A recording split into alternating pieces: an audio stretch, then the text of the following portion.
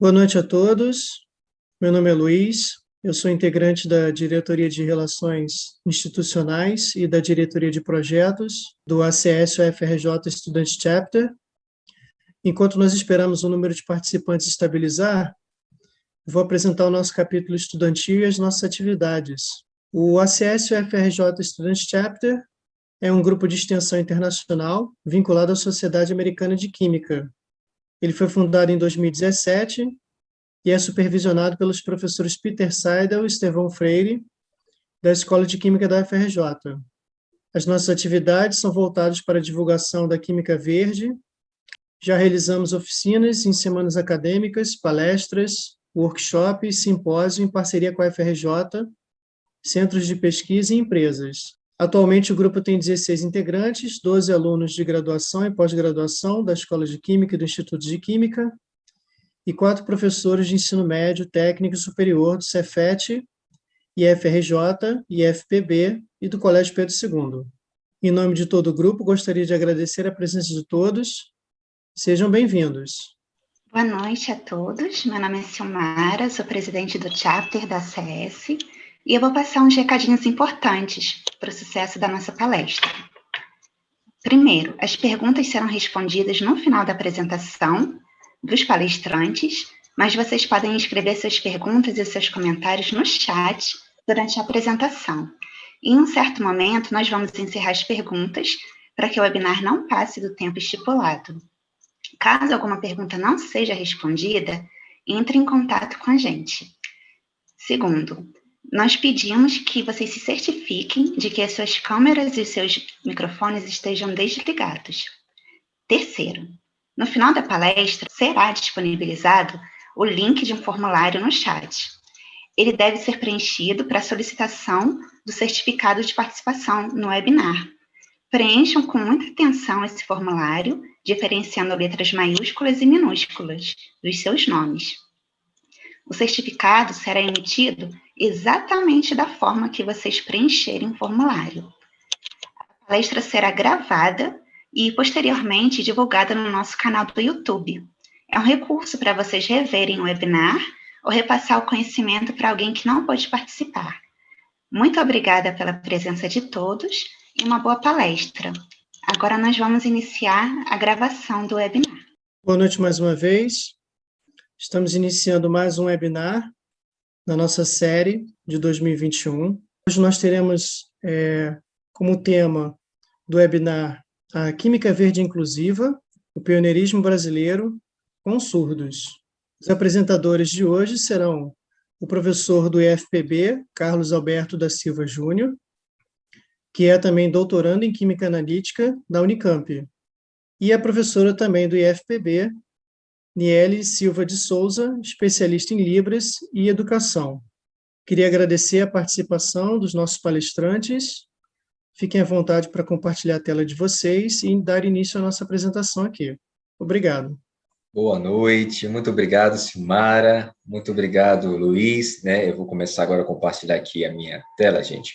Mais uma vez, boa noite a todos, os professores, os estudantes que estão aqui conosco neste webinar. Eu sou o Carlos Alberto, professor no Instituto Federal aqui da Paraíba, o IFPB, e também doutorando em Química Analítica na Unicamp, a Universidade Estadual de Campinas.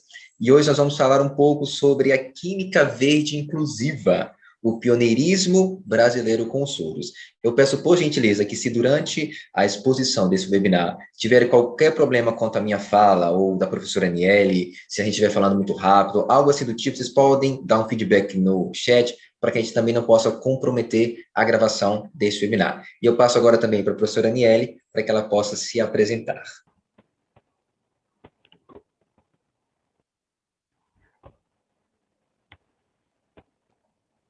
Bem, no caso, vocês só presenciaram alguns segundos de foto de comunicação. Eu me apresentei em língua brasileira de sinais para vocês. Eu mostrei o meu sinal. Meu nome é Niele Souza. Muito alegre de estar aqui participando dessa discussão e difusão desse conhecimento com todos vocês. E pode seguir, Carlos. Sim, agora sim. Vamos todos, aproveitar o máximo dessa apresentação. Pois bem, ela está dividida hoje em praticamente cinco momentos. A gente vai falar um pouquinho do desafio que nós temos dentro desse universo da química verde inclusiva. Vamos discutir também um pouco sobre a surdez, tendo em vista que o nosso público, em geral, não vem da licenciatura, são pessoas que fizeram bacharel, enfim, eu acredito que é importante revisar com vocês alguns termos importantes, assim, dentro dessa temática. Vamos falar sobre a inclusão, sobre o nosso estudo de caso e também a nossa missão.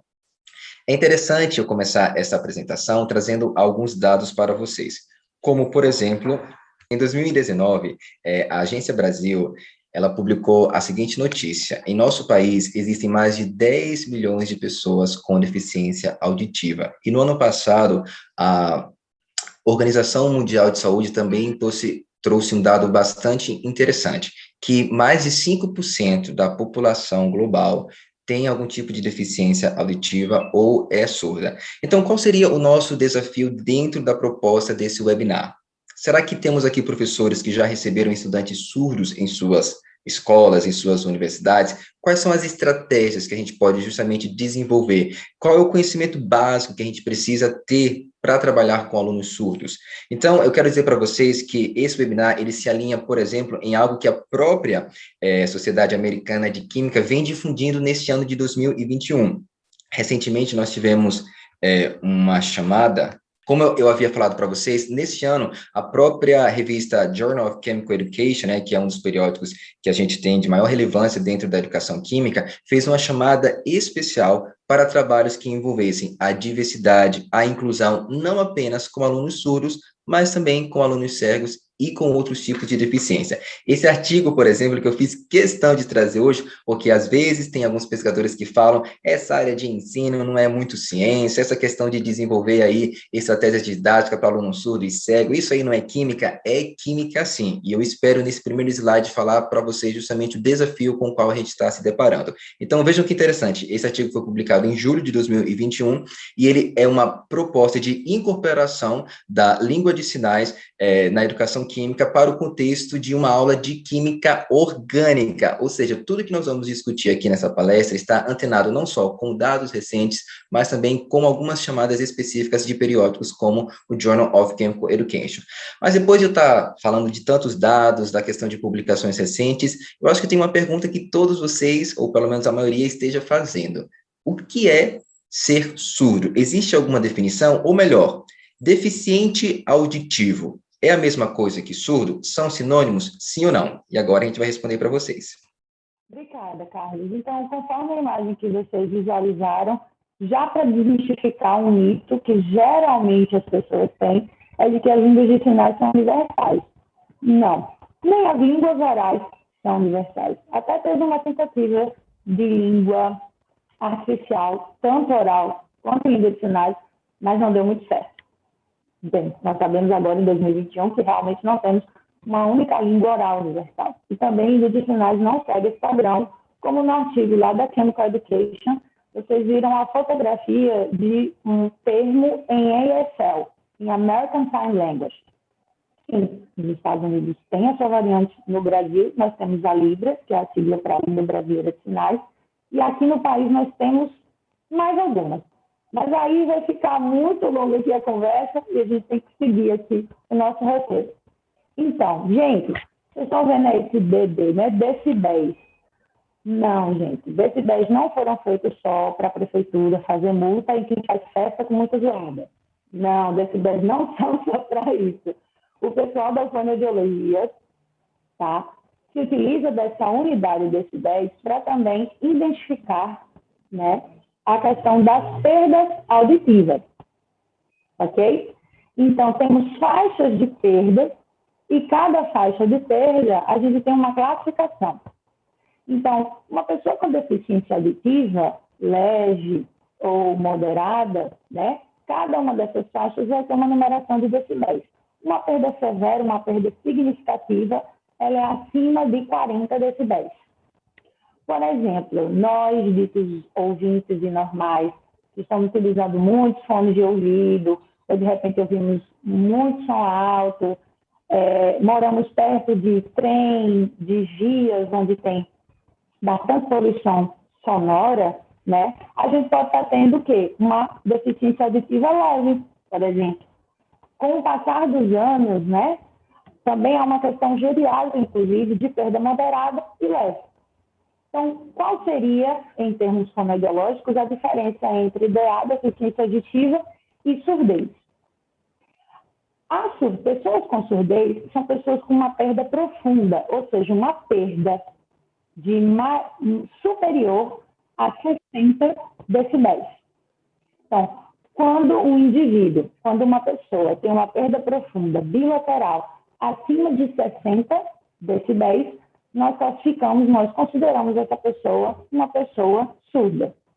E agora a gente traz um quadro para vocês, para a gente aprender um pouco melhor sobre identidades, sobre nomes mais atualizados, sobre nomes pejorativos, certo? No chat houve algumas afirmações que eu queria responder, inclusive falando sobre um dos nomes equivocados que nós temos citados aí nessa tabela. Infelizmente, o aplicativo Zoom não foi programado nem atualizado por pessoas que pensaram que talvez o Zoom fosse utilizado tanto com a questão da apresentação quanto a presença de um intérprete de língua de sinais. Então, o Zoom, ele possibilita que tenhamos, durante a gravação, 2 câmeras ativas com áudio e vídeo. Então, por isso, enquanto o Carlos estava falando, eu não estava traduzindo e sinalizando, porque o Zoom, infelizmente, não permite 2 câmeras, 2 acessos com áudio e vídeo. O pessoal está falando que não está conseguindo ouvir. O áudio está bom, Carlos, para você? Pessoas que estão dizendo que não está dando para ouvir. Está tendo problema no áudio? Gente, eu estou conseguindo. Comentem aí no chat se vocês não estão, por gentileza. Então, sim, eu programei toda essa palestra Libras como uma língua. Nós podemos estar enunciando discursos formais, discursos informais, literatura, argumentos científicos, ok? Inclusive, aqui no Brasil, a gente tem até uma organização de como estar fazendo artigos e também trabalho de conclusão de curso, adaptando a ABNT ortográfica para uma ABNT visual. Para quem não está sabendo, até essa regulamentação para artigos feitos em língua de sinais, aqui no Brasil nós temos. Tá? Então, linguagem de sinais, gente, é um termo equivocado, é um termo antiquado e também pejorativo. Tá? Programação, linguagem, fotografia, teatro, cinema, sim, é uma linguagem. Sinais, tá? É um conjunto linguístico enunciado por pessoas surdas de comunidades ao redor do mundo, tá? Libras é uma sigla, ok? Língua Brasileira de Sinais.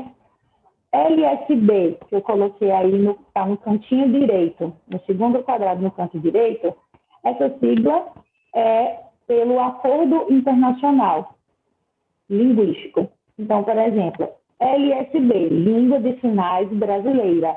ASL, Língua de Sinais Americana. BCL, British Sign Language. E assim sucessivamente, ok? Pelo Acordo Internacional. Falar pessoa com surdez, surdo, está correto, não está correto? A própria comunidade de pessoas com deficiência, sim, dá ok para isso. E esses termos também estão nas legislações federais mais atuais, certo? Instrutor seria a pessoa surda que atua a nível médio na docência de língua de sinais. Então, sim, é uma nomenclatura ok, de acordo com a vivência das pessoas com deficiência e também com a legislação. TILS, T-I-L-S, é a sigla para tradutores e intérpretes de línguas de sinais português, tá? Então, outro termo que, inclusive, eu mesma tive bastante trabalho para reaprender e reconstruir, porque isso vem de um senso comum de muito tempo, né, de afirmar a questão do surdo mudo, né? Por que equivocado? Num primeiro momento, porque a questão da surdez não necessariamente está atrelada a algum problema no aparelho fonador. Esse é o primeiro fato, né? A enunciação vocal não necessariamente está ligada à questão da perda auditiva. Num segundo argumento para isso também, é afirmar que a comunicação ela é simplesmente baseada na oralidade, o que também não é verdade, nem no mundo ouvinte, nem no mundo das pessoas surdas. Poderia tecer mais alguns argumentos do porquê o surdo mudo é equivocado? Sim, porém nós temos tempo, limite, para estar conversando aqui com vocês.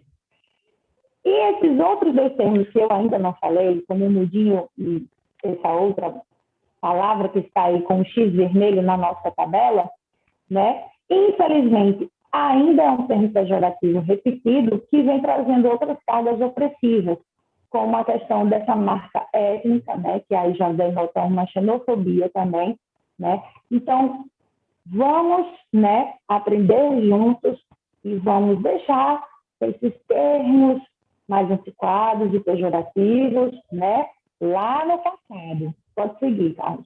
Vamos deixar lá no passado, vamos nos atualizar, aprender e seguir. Carlos, pode passar para o próximo slide, por favor. Continua tendo problema no áudio, eu vi ali. Então, assim como, né, não só no Brasil, mas também ao redor do mundo, tivemos aí algumas tentativas, por exemplo, da questão do oralismo, né, porque muitas pessoas ouvintes achavam, né, lá em 1880, acharam que apenas a comunicação oral era a comunicação principal, a comunicação válida, né, pela ciência da época, pela política da época. E aí tivemos mais de um século de retrocessos e atrasos, certo? E a partir de 1940, 1950, com mais estudos científicos, né, que houve a percepção de que isso era um equívoco, né? Que a língua oral não era a única forma de comunicação para as pessoas surdas, e aí houve esse resgate também da língua de sinais. Então, a partir de 1940 e 50, a gente vem com um novo modelo educacional, que é a comunicação total, que, para além da oralidade, vem tentar a questão da língua de sinais, outros tipos de códigos manuais, e com os estudos de neurolinguística, demonstrando que as línguas de sinais tinham processamentos similares ou até atividade neural superior às línguas orais, né? Tivemos aí um modelo educacional que hoje nós conhecemos, esse é o sinal do bilinguismo, comunicação total, oralismo e bilinguismo, que considera o quê? Que as pessoas surdas têm a sua língua materna, sua primeira língua, que é a língua de sinais, e a depender do contexto social, ela vai estar também aprendendo a língua oral lá da sua comunidade. Aqui no caso do Brasil, pode passar Carlos, no caso do Brasil, a língua nativa seria a Libra, e a segunda língua seria a língua portuguesa, a versão brasileira, no caso. Então, aqui eu trago uma lista de artefatos que são listados por duas pesquisadoras surdas brasileiras, a Perlin e a Strober, né? E elas trazem todo um conjunto de argumentos, artigos e trabalhos americanos e também europeus acerca das línguas de sinais e as comprovações científicas, neurolinguísticas sobre isso, e também vem relatar, né, como esses conjuntos de pessoas surdas ao redor do Brasil se organizavam, como elas expressavam sua cultura, né? Então, elas vêm trazendo que, para as comunidades surdas, a experiência visual ela é muito, muito, muito importante. E essa experiência visual, essa forma, para além de tudo, visual, de percepção e de interação com o mundo, ela determina várias coisas, como, por exemplo, até o seu próprio sistema linguístico, como as línguas de sinais. Também é muito marcante nas suas expressões culturais. Eles têm uma variante da técnica clown. Clown é uma técnica de teatro que nasceu na época medieval, na Europa, e tem várias vertentes, e dentro aqui do Brasil nós temos um tipo de clown específico criado pelas pessoas surdas. Temos também um estilo de narração, de contação de histórias muito específico. Há algumas organizações políticas, inclusive o próprio Rio de Janeiro, ele é essencial para a história das pessoas surdas, não só do Brasil, mas também da Latinoamérica, pois em 1857, Pedro II determinou a criação do então Imperial Instituto dos Surdos Mudos. Sim, 1857 era assim que falava. Ok? Hoje, esse Imperial Instituto dos Surdos Mudos se chama INES, Instituto Nacional de Educação de Surdos, que junto com o Colégio Pedro II e Benjamin Constant é a tríade de escolas de CERN federal que lidavam com pessoas com deficiência.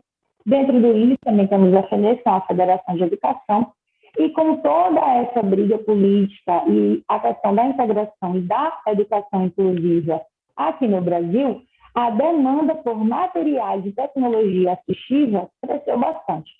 Então, aí está citado o TDD, não sei se vocês chegaram a visualizar, não sei qual é a faixa etária da nossa plateia, mas era um orelhão que tinha tipo uma maquininha de escrever e você encaixava o fone do orelhão nessa maquininha de escrever. Não sei se vocês já chegaram a ver um orelhão, nem se vocês viram o TDD. Mas, enfim, é só um exemplo de tecnologia assistiva, né? Hoje também, com o advento da gamificação, né? Dessa questão de jogabilidade, também temos algumas metodologias didáticas baseadas em gamificação, né? Baseada nessa cultura de game, na cultura de jogos, para além dos jogos didáticos. Também dicionários, né? Aqui no Brasil, uma das iniciativas é do pesquisador Capovilla, onde nós temos um dicionário trilingue, inglês, português e língua de sinais. Também o advento de alguns aplicativos e glossários específicos. O Carlos vai estar trazendo mais informações de um, que é um artigo um trabalho, né? Da UFSCar, que é a primeira publicação nacional que nós temos informação da questão da língua de sinais e da química, e o IFPB Campus João Pessoa também desenvolveu um glossário com alguns termos de química geral. Próximo slide. Então, alguns institutos e universidades também têm seguido, né, nessa luta, nessa busca por estar melhorando as tecnologias para acessibilidade e também essa busca, né, com essa questão da integração e da inclusão, mais pessoas surdas têm chegado à educação básica, ao ensino superior e à pós-graduação. E agora, para a gente entender um pouquinho mais sobre a questão das identidades surdas, para a gente compreender um pouco mais também essa questão de atendimento, enfim, eu gostaria de estar diferenciando esses três conceitos, né? E, por exemplo, Aniele, como assim? Vamos dar um exemplo prático aqui, né? Já que todos vocês estão no ensino superior ou pós-graduação. Nós todos aqui somos alfabetizados em língua portuguesa. Temos um bom uso da leitura e da escrita. Todos nós aqui somos letrados em língua portuguesa. Alguns do nosso grupo aqui vão ter uma boa proficiência, por exemplo, um bom letramento científico, né? Um bom letramento digital. Mas nem todo mundo, por exemplo, vai ser proficiente nas 4 habilidades em inglês, em espanhol, em francês, por exemplo, né? Quais são as 4 habilidades básicas? Ler, escrever, compreender, entender e falar, né? São as 4 habilidades básicas da pessoa profícua, né? Em uma língua, né?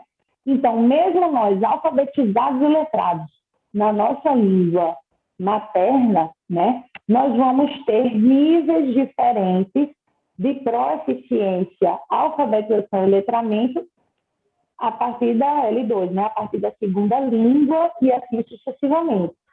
Para as pessoas surdas, pode passar, Carlos, para as pessoas surdas, então, no caso das pessoas surdas, gente, o que é que acontece? Com toda essa desigualdade de oportunidades, desencontro de investimento, de ampliação da educação de surdos, da divulgação da língua de sinais, muitas pessoas surdas, por exemplo, têm uma identidade híbrida, vivem toda a sua vida, boa parte de sua vida, sem contato com a língua de sinais e conhecem ela na vida adulta, né? E oralizam e muitas vezes não querem nem sinalizar, né? Temos também a identidade surda de transição, por exemplo, que é aquele indivíduo que conheceu a língua de sinais e ainda está aprendendo, né? Muitas vezes não quer deixar de oralizar também. Temos a incompleta, que é uma pessoa surda, segundo Perrin, né? Que é uma pessoa surda que sim, já aprendeu a língua de sinais, já está começando a ter mais contato com a cultura, né? E ainda não sabe bem, né? É surdo, é ouvinte, ainda está na fase de desenvolvimento de letramento, mas não ainda numa proficiência, né?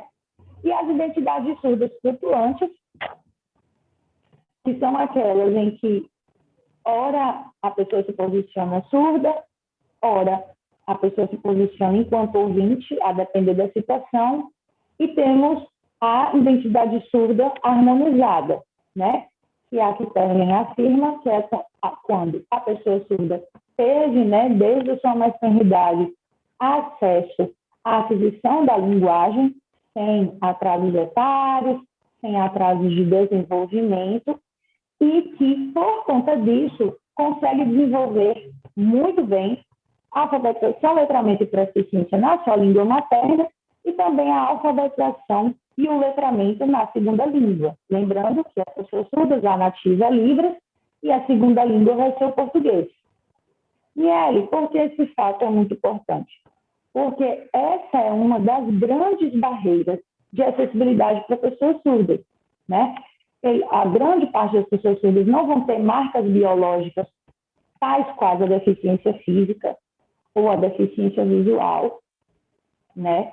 A surdez em si, em nenhum momento implica alguma questão de saúde emocional ou mental, ou algum distúrbio de desenvolvimento, ou distúrbio cognitivo, ou de aprendizagem, né?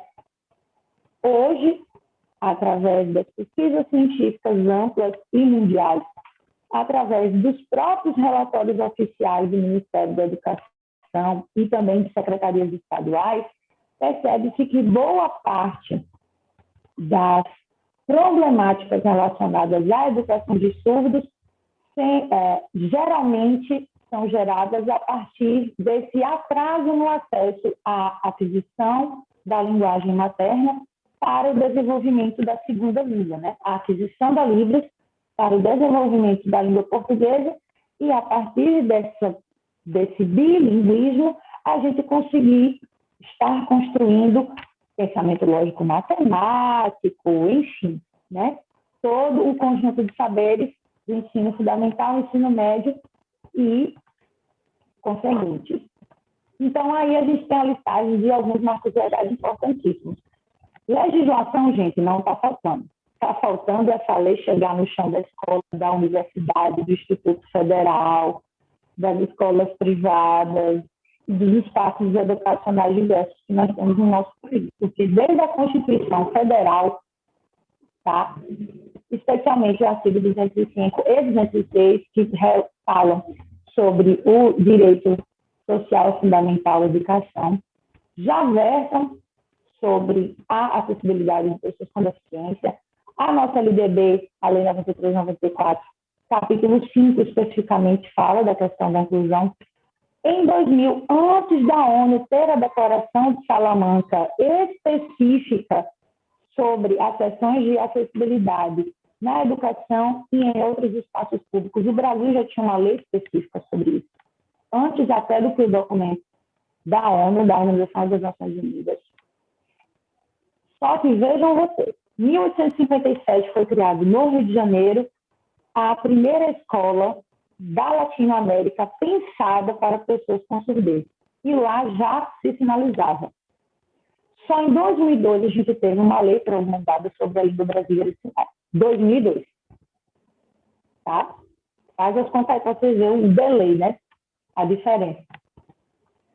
Essa lei de Libras foi melhor organizada, com prazos e especificidades por esse decreto que está na tela, e nesses prazos e informações, fala sobre a formação do TIOS, do intérprete, sobre o instrutor, sobre o professor de Libras, sobre a disciplina Libras nos cursos de licenciatura, fonoaudiologia, pedagogia e ciências da saúde, e também um prazo para que a disciplina Libras seja integrada para todos os cursos superiores de todas as áreas, como disciplina optativa. E também há um parágrafo que deveria-se haver um fomento para o desenvolvimento de recursos de acessibilidade em todas as áreas do conhecimento.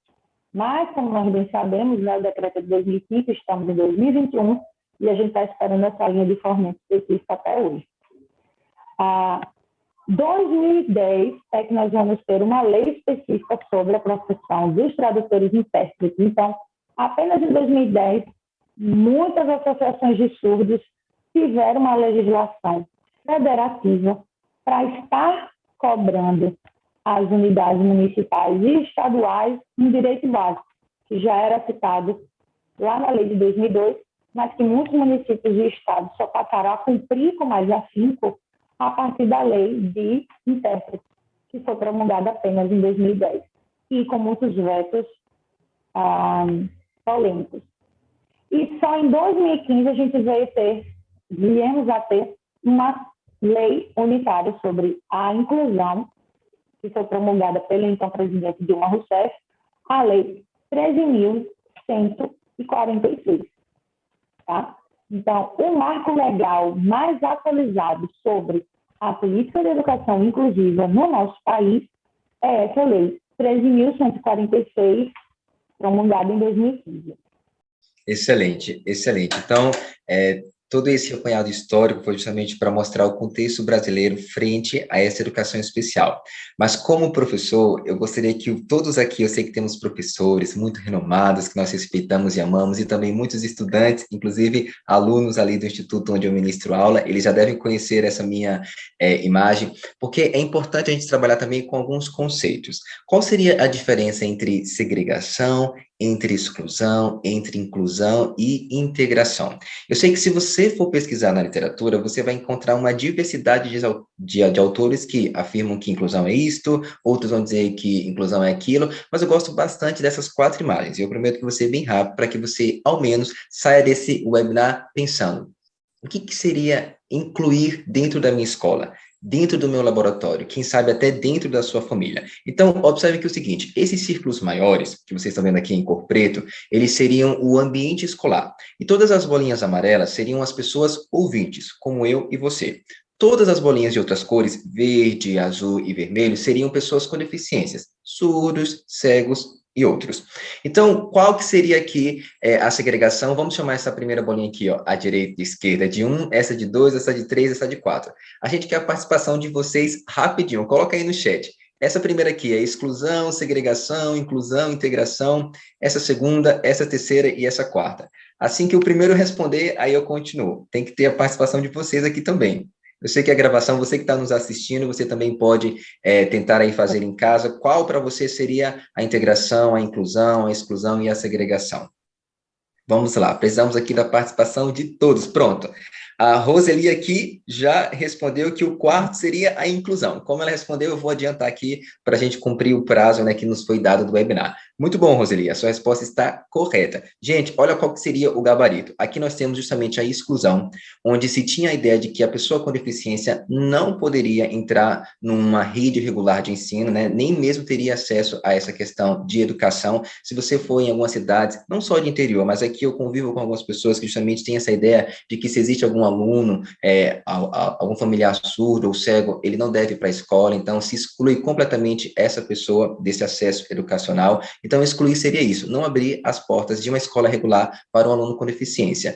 Isso, gente, é uma definição que a gente aprendeu na experiência. Mais uma vez eu digo que se você tem um outro autor que discorda de mim, não tem problema, estamos aqui para conversar, ok?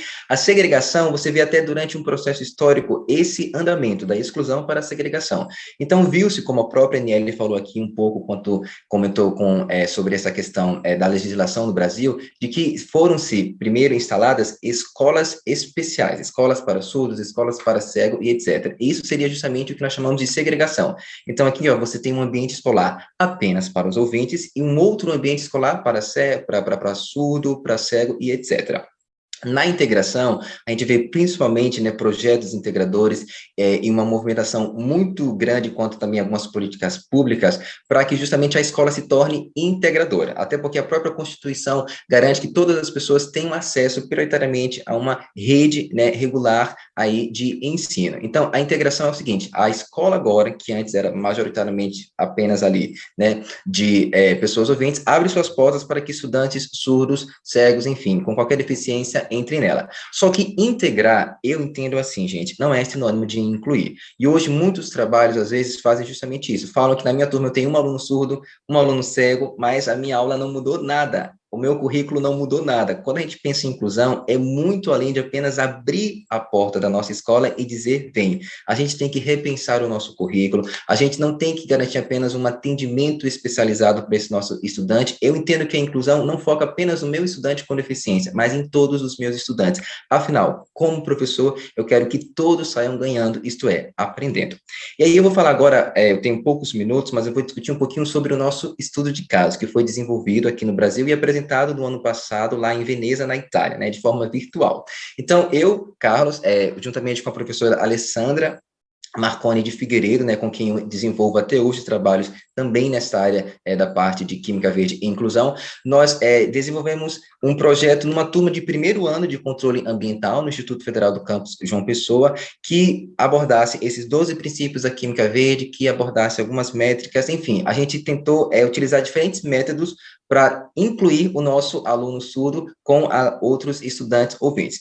E é interessante porque para essa apresentação, a gente tem um tempo reduzido e eu não poderia, de forma alguma, apresentar todo o projeto aqui. Seriam mais de 2 horas para a gente discutir todos os resultados.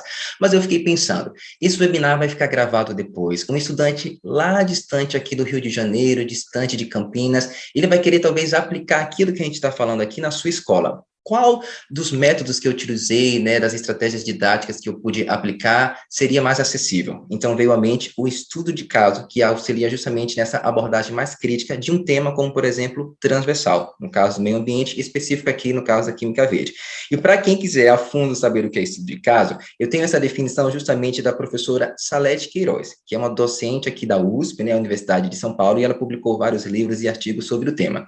Esses 2 que vocês estão vendo aqui na tela são os que eu sugiro se você quiser saber melhor o que é esse método de estudo de caso, que seria uma vertente do que nós entendemos como aprendizagem baseada em problemas. Então, tem esse livro aqui em amarelo, ó, Estudo de Casos no Ensino de Química, e esse volume 2, que também são estudos de caso para o ensino de Química. Então, a Salete vai listar como você faz um estudo de caso, quais são os critérios que se deve ter em um estudo de caso, e excelente, tá? Eu li a mensagem e acabei falando, desculpa aí. Então, ela pede que justamente quando você desenvolve um estudo de caso, você tem que procurar notícias atuais, a nível tanto nacional quanto internacional.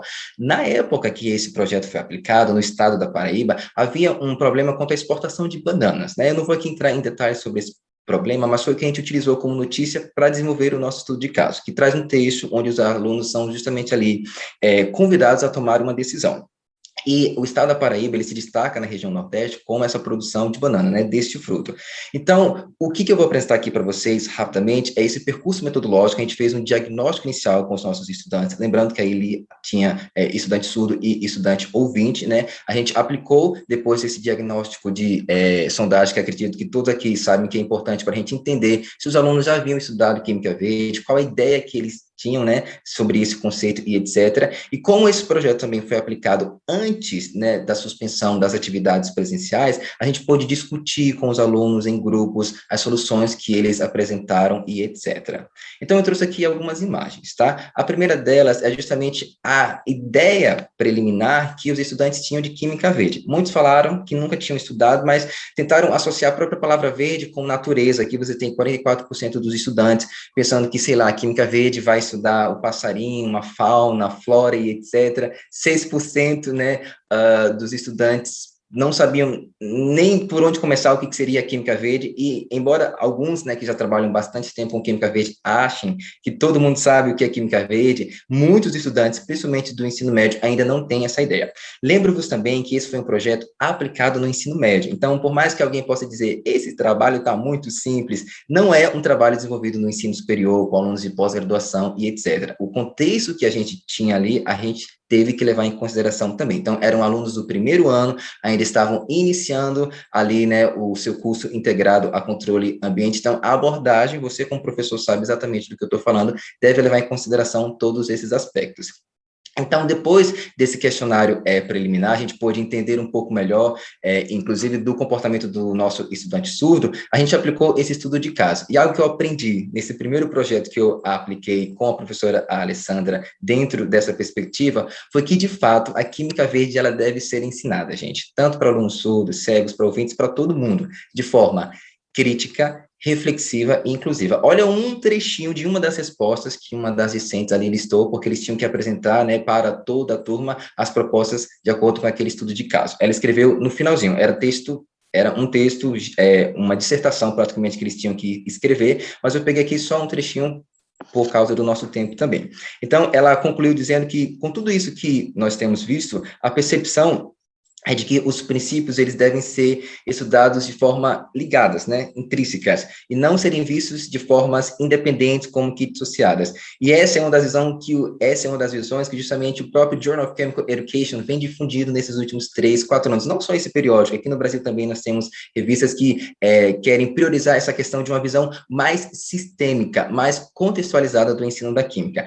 Eu não poderia também deixar de trazer esse vídeo para vocês, que foi a minha primeira aula de Libras, e eu quero dizer, se você está iniciando o curso de graduação, um bacharel ou uma licenciatura, e às vezes não sabe nem como ajudar esse país, eu vou encerrar essa apresentação falando não de considerações finais, mas falando de uma missão que eu e você agora nós temos.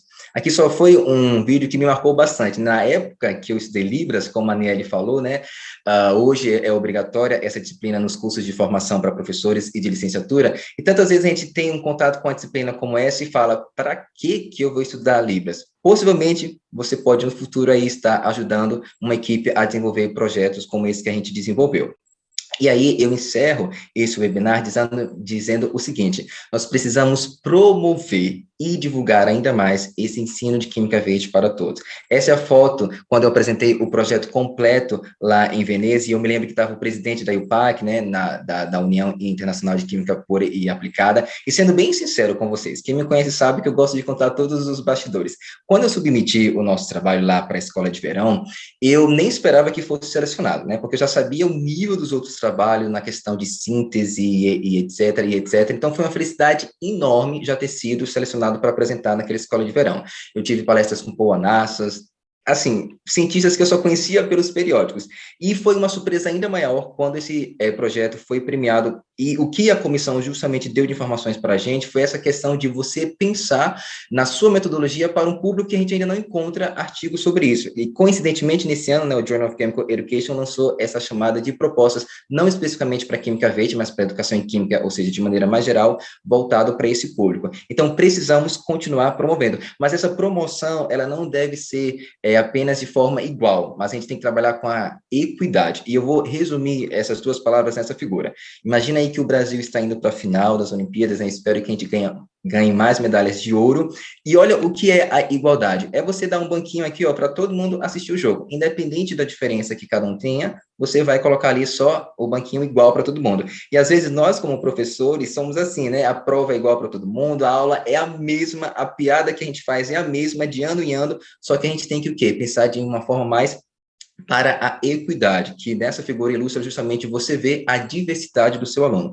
Eu sei que isso não é uma tarefa fácil, nós ministramos aulas para 50, às vezes 100 alunos semanalmente, mas se a gente quiser, de fato, causar um impacto positivo no mundo, a gente precisa começar com diferenças sutis como essa. E eu sei que, de fato, parcerias com equipes multidisciplinares são importantíssimas. Eu estava vendo alguns comentários no chat, né? Às vezes as pessoas querem criar um isolamento do intérprete, do químico, mas eu espero que esse projeto mostre que justamente a gente precisa se unir e trabalhar junto para ainda mais divulgar a química verde, né? É interessante também, como a Aniele comentou na sua fala, a gente desenvolver essas terminologias químicas em Libras, né? Eu tirei essa foto aqui de um dos artigos pioneiros no Brasil que propõem essa terminologia. Aqui nós teríamos, por exemplo, essa sinalização para elétron, e deixa eu dar uma das muitas dicas, né, que nós estamos desenvolvendo ali no nosso grupo de pesquisa, mas você sabia que no mundo inteiro, olha, se eu estiver mentindo, você manda um e-mail para mim, mas no mundo inteiro ninguém nunca propôs uma terminologia química, claro que não seria em Libras, no caso dos Estados Unidos, do Paquistão, né, de outros países, mas ninguém propôs uma terminologia química para os 12 princípios da química verde. Por que será? Está faltando intérprete no mundo? Ou está faltando, de fato, força de vontade para desenvolver um projeto como esse? Então, vamos lá, gente, vamos fazer o Brasil ainda mais uma referência dentro desse viés, né? Então, a gente precisa desenvolver outros recursos didáticos também, a gente precisa atuar de forma sistêmica, e eu não poderia encerrar agradecendo, né, ao professor Peter, à Silmara, ao Luiz, a toda essa família do ACS, né, o FRJ Student Chapter, que justamente tem nos ajudado a fomentar essa divulgação de uma abordagem interdisciplinar e de forma inclusiva. Então, a gente agradece muito a todos vocês também pela atenção durante esse webinar. Eu quero ver aqui, ó, o meu cronograma, eu cumpri exatamente 40 minutos, tá, com a professora Aniele, dizer que, de fato, a gente tem que perseverar, porque a perseverança, ela pode vencer, sim, qualquer dificuldade. Quero também agradecer aqui a todos os professores, pesquisadores e intérpretes, né, e discentes que estiveram envolvidos nessa pesquisa e, com certeza, vão atuar conosco em outros projetos futuros. Agradecer mais uma vez ao Chapter por essa oportunidade de trabalhar com vocês e de divulgar também esse webinar. Agradecer ao Instituto Federal, né, a Unicamp, onde eu tenho feito meu doutorado, e a CAPES, porque durante bom tempo aí eu também fui bolsista da CAPES. E agora eu devolvo para a Silmara e o Luiz, e eu agradeço pela atenção, e estaremos aqui para responder as perguntas de vocês. Muito obrigado. Muito obrigada, gente, pela atenção de todos, e vamos seguir respondendo as perguntas de vocês. Obrigado, Carlos. Obrigado, Niele. Parabéns, muito bom mesmo. Nós vamos só passar um pouquinho do horário, tá, pessoal? Porque a gente ainda queria fazer algumas perguntas aqui, né, para os nossos palestrantes. Eu vou começar juntando aqui mais ou menos duas perguntas relacionadas que já foram mais ou menos abordadas aqui pelo Carlos. O Danilo Teixeira queria saber se existem terminologias padrões de Libras, especificamente para termos em conceitos da química. O Carlos colocou que existem algumas, né, mas que a gente pode estender muito mais, né? E a Bernadette pergunta, como é que a gente faz para ter acesso a esses glossários de sinais de química? Sobre os glossários, infelizmente, ainda são poucas iniciativas, né, devido também aos cortes, né, em pesquisa e extensão. Então, temos um da UFSC, que ele é mais geral de várias áreas, um na Bahia e o do ISTB Paraíba. O do ISTB Paraíba está dentro do domínio do nosso site, do Instituto Federal da Paraíba, que a gente pode estar mandando o link para ser compartilhado também no YouTube para vocês. E em termos de conceitos, boa parte, tanto no artigo da UFSC, como foi exemplificado para vocês, e nos glossários, os quais eu tive acesso, grande parte desses conceitos vem, estudo da matéria, vem mais, assim, termos da química geral, né? Assim, ainda bastante rudimentar, né? Introdutório, digamos assim, né? A boa parte deles. E é importante? Com certeza é importante. Mas também é relevante a gente estar aumentando, né, o acesso a assuntos e conceitos mais complexos e também, como o Carlos também adiantou, algumas questões de organização, como, por exemplo, da própria química verde organizada, né, em princípios, que nós não temos nada. Nós não temos nenhum sinal específico de química verde criado. Nós não temos ainda, né?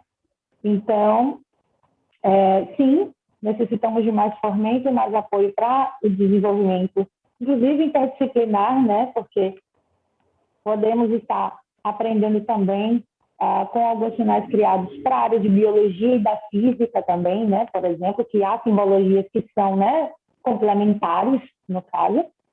Carlos, você tem mais alguma coisa na memória para complementar, caso eu tenha esquecido? Perfeito, excelente. Falou tudo, Niele. E sim, temos muitas demandas ainda, gente, para criar terminologias de traduções, muita demanda.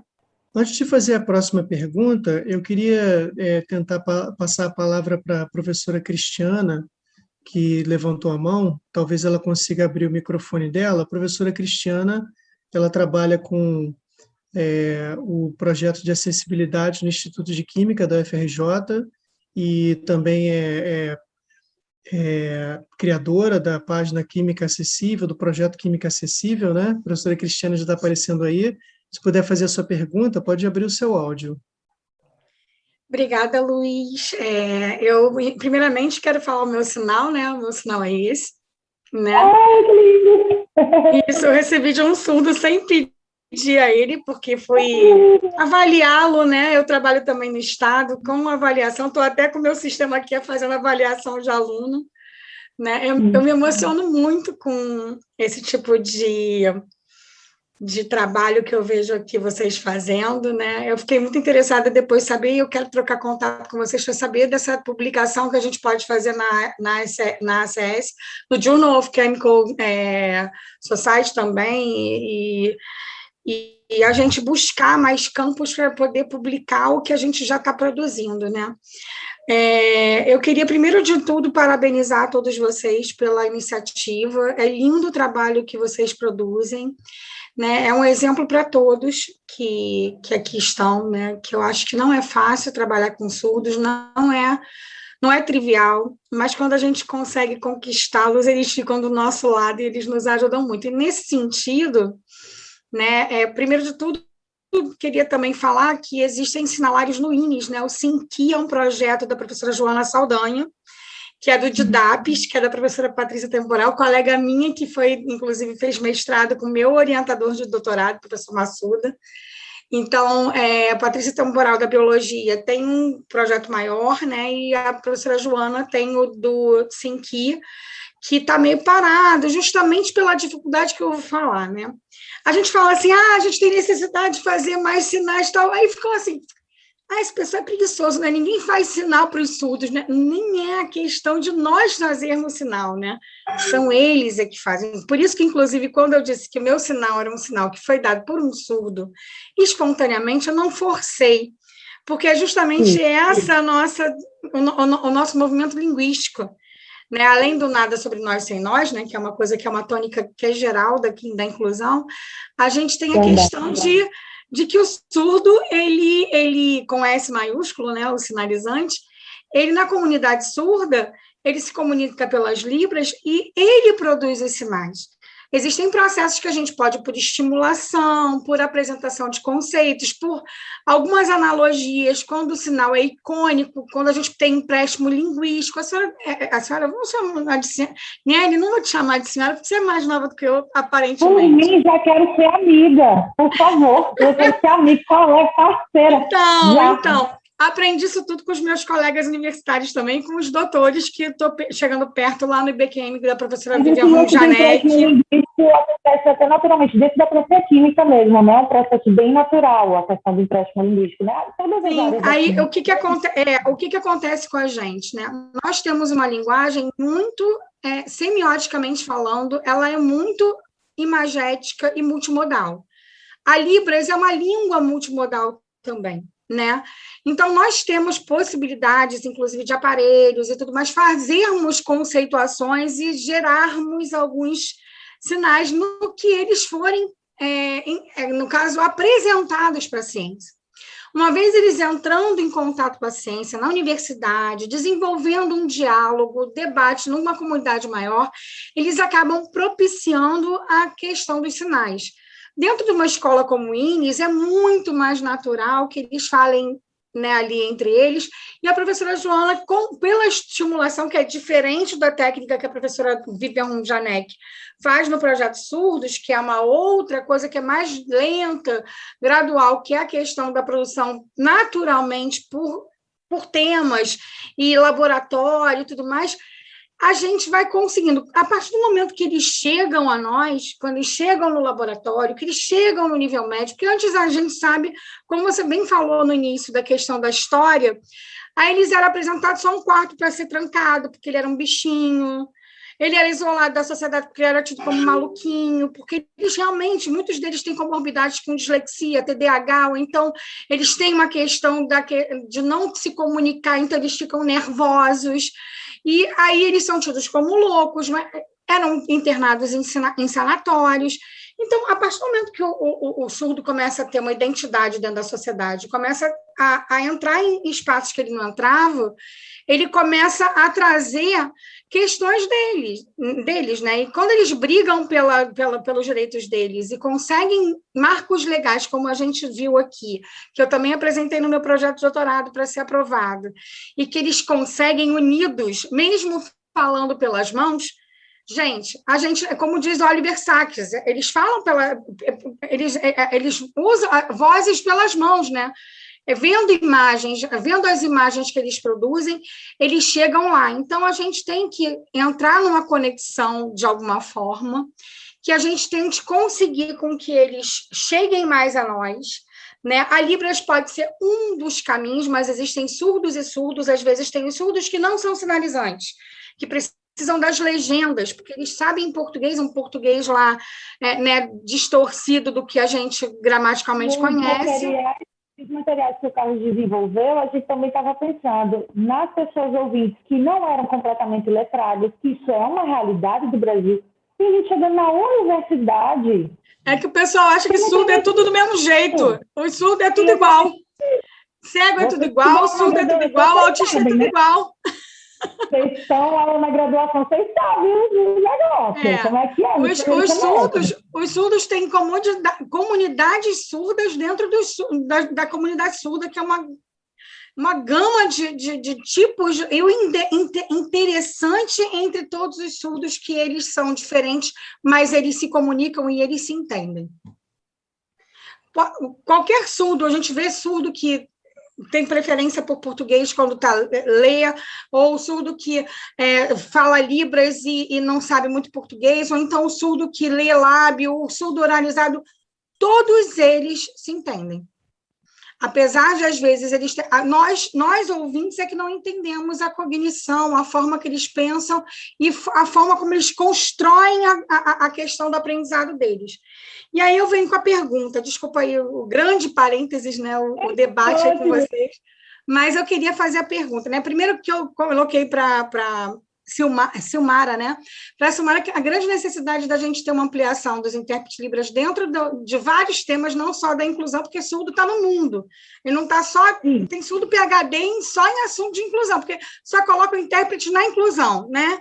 E aí eu falei para a Silmara que, se isso for gradativo e gradual, por exemplo, na ACS, nossa, eu até ajudo a gente conversar para poder acessibilizar. Segunda coisa que eu acho que é legal e perguntar para vocês já diretamente. Vocês conhecem grupos no Brasil? Eu sei que tem Palhoça em Santa Catarina, eu sei que no Nordeste tem alguns, e a gente tem no Rio. Vocês conhecem algum tipo de grupos mais assim espalhados pelo Brasil e que a gente possa até se reunir, né? Que trabalhem a questão das Libras, a questão da educação dos surdos na área de ciências, pode não ser só a química, mas de ciências, para que, de repente, a gente pudesse buscar uma comunicação entre esses grupos e a gente promover alguma coisa, algum simpósio, algum webinário, ou então um grupo de trabalho, até mesmo a ACS podia, de repente, né, promover alguma coisa assim, para que a gente pudesse desenvolver estudos da questão dos sinais, para que a gente apresentasse melhor as ciências da natureza para os surdos, para que eles chegassem na universidade, né, e a gente conseguisse promover mais essa ampliação de vocabulário da Libras. Porque eu acho que a partir do momento que eles chegarem na universidade, eles forem acolhidos na universidade e eles conseguirem debater com os ouvintes e com todos em geral, eles vão conseguir entrar na área das ciências da natureza, até matemática e tudo mais, que eles são muito enclausurados na pedagogia e na letras, né? Letras, Libras e pedagogia.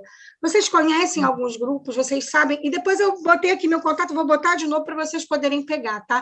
Luiz é meu extensionista, ele é do grupo de extensão. Aliás, foi uma grata surpresa ele trazer essa programação. Agradeço muito ao Luiz pela gentileza e pelo convite. A gente está aqui com o maior prazer e aberto para parcerias. Obrigada aí pela palavra. Obrigado, professora Cristiana. Sobre só para a gente... Sim. Ok. Pode falar, Luiz. Não, só para a gente, então, dar continuidade aqui, fazer o encerramento, para a gente encerrar aqui, tem duas últimas questões para vocês, Carlos e Niele. O Carlos Eduardo pergunta quais são os tipos de soluções que a gente pode encontrar para deficientes auditivos, né, na pandemia em relação ao ensino híbrido e EAD. E a Nara Ferreira Dias queria saber quais os maiores desafios de ensinar química do meio ambiente para esse público inclusivo e que métodos que a gente pode usar. E aí a gente fecha com essas duas questões e depois a Silmara vai fazer as considerações finais aí. É justamente que, se você pesquisa, sei lá, na Web of Science ou em outras bases de dados, o que tem sido publicado justamente sobre essa questão e os surdos, como ficaram nesse período pandêmico.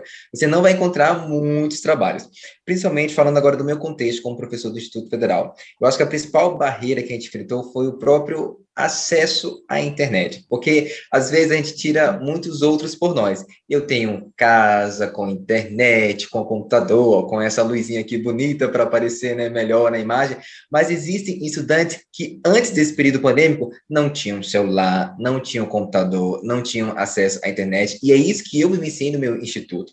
Alunos surdos, por exemplo, tiveram que ser apoiados por alguns editais para, primeiramente, ter esse acesso e depois a gente conversar justamente sobre essas estratégias didáticas para justamente incluir toda a nossa turma. Então, antes de passar para a Daniela, eu gostaria só de fazer essa ressalva, que o nosso Brasil, ele é continental, e as realidades, elas são muito distintas, dependendo do estado, até mesmo dentro de um próprio estado da cidade.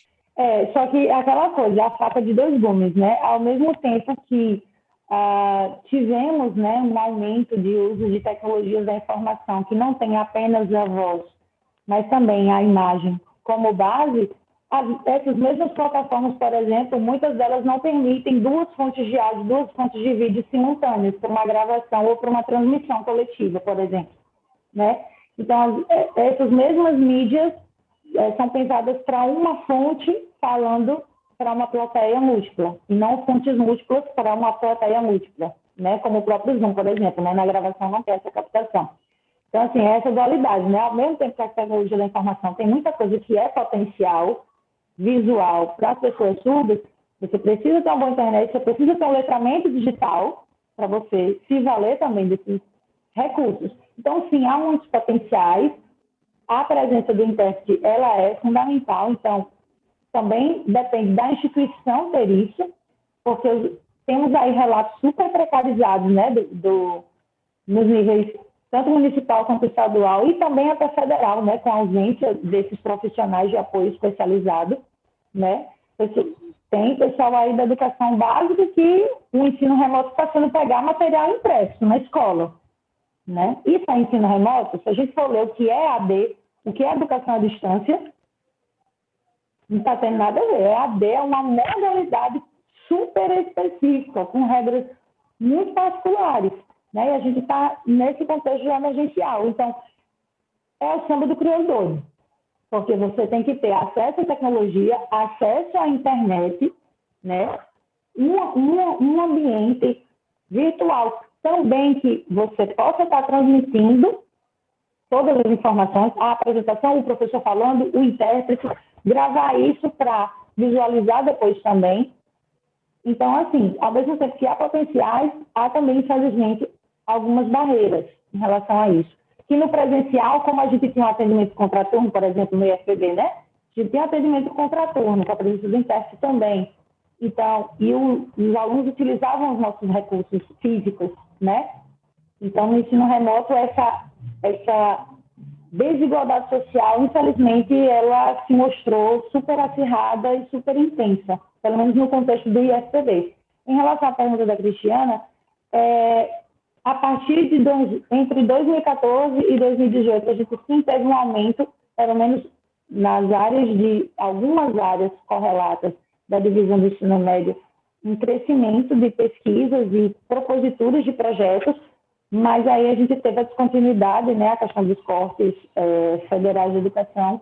Então, muitos projetos tiveram descontinuidade, inclusive em línguas de sinais indígenas, não só nessas sub-áreas, como educação matemática, ciências da natureza, ensino de ciências, tá, Cristiana? Então, pelo menos Norte e Nordeste, a gente tem uma descontinuidade. Há ainda uns grupos remanescentes, na Bahia, Ceará,